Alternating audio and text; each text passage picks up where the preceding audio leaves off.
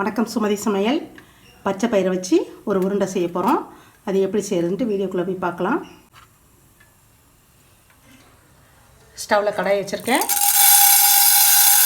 ஒரு டம்ளர் பயிர் எடுத்துருக்கேன். அதை போட்டு நல்லா வறுத்துக்கலாம்.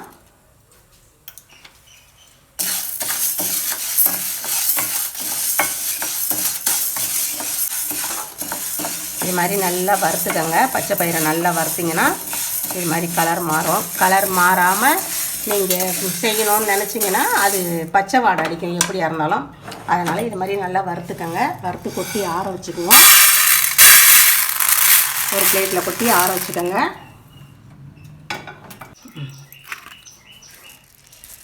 பச்சை பயிர் நல்லா ஆறிடுச்சு. இது மிக்ஸி ஜாரில் போட்டு நல்லா அரைச்சிக்குவோம்.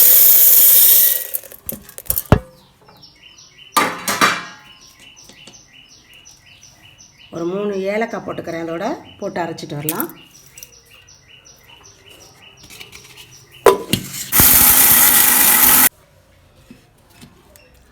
நல்லா நைஸாக அரைச்சி எடுத்தாச்சு.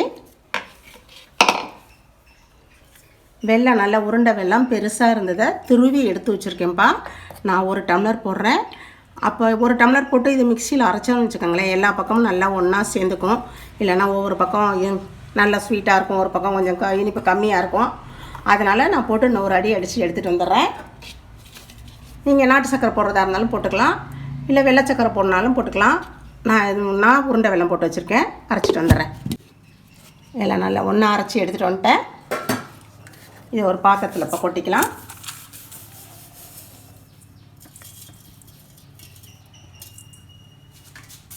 இப்போ ஒரு கடாயில் நெய் போட்டுக்கலாம். நெய்யெல்லாம் அளவு இல்லைப்பா. எவ்வளோ நம்ம மாவு போடுறோமோ அதுக்கு தேவையான அளவு நம்ம நெய் போட்டுக்கலாம்.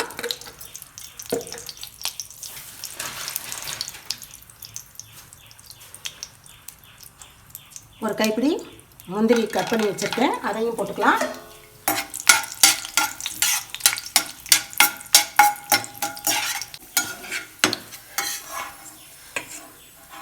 முந்திரியை வறுத்துட்டேன். இந்த மாவோடையும் ஒன்றா கொட்டிக்கலாம்.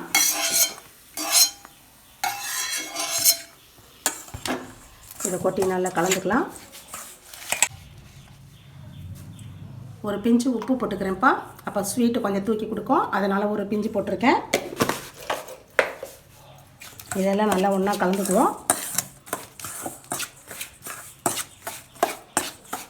எனக்கு ஸ்வீட்டு 1 டம்ளர் போதும்ப்பா. நீங்கள் ஸ்வீட்டு இன்னும் கொஞ்சம் அதிகம் வேணும்னா இன்னும் கொஞ்சம் சர்க்கரை சேர்த்துக்கலாம். நாட்டு சர்க்கரையோ இல்லை இந்த வெல்லமோ எதாக இருந்தாலும் இன்னும் கொஞ்சம் அதிகமாக நீங்கள் சேர்த்துக்கோங்க. நெய் ஊற்றுறேன்.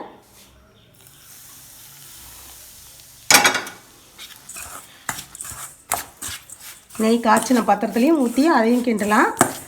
எப்படி வேணாலும் நம்ம இஷ்டம். இதை நல்லா இது மாதிரி கிண்டி எடுத்துக்கோங்க.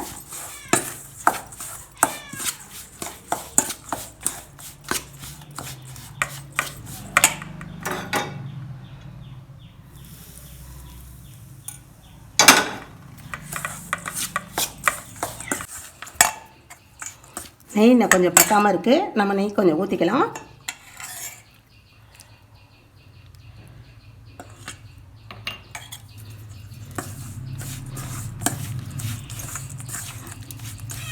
இது கொஞ்சம் சூடாக இருக்கும்போதே பிடிச்சி வச்சுருவோம். அப்போ தான் நல்லா உருண்டை பிடிக்க வரும்.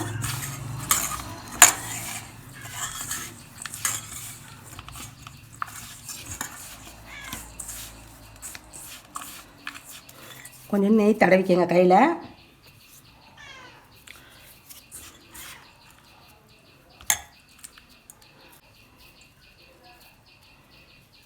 இது மாதிரி குட்டி குட்டியாக உருண்டை பிடிச்சி வச்சுக்கலாம்.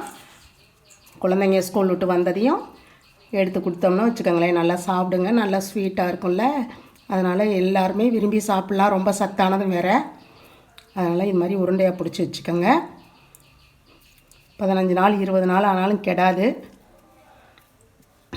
நம்ம பாவு காய்ச்சி பிடிக்கல. பாவு காய்ச்சினா ஒரு மாதிரி இறுகின மாதிரி ஆகிடும். பாவு காய்ச்சாமல் பிடிச்சிருக்கோம். ரொம்ப நல்லாயிருக்கும், சாஃப்டாகவே இருக்கும்.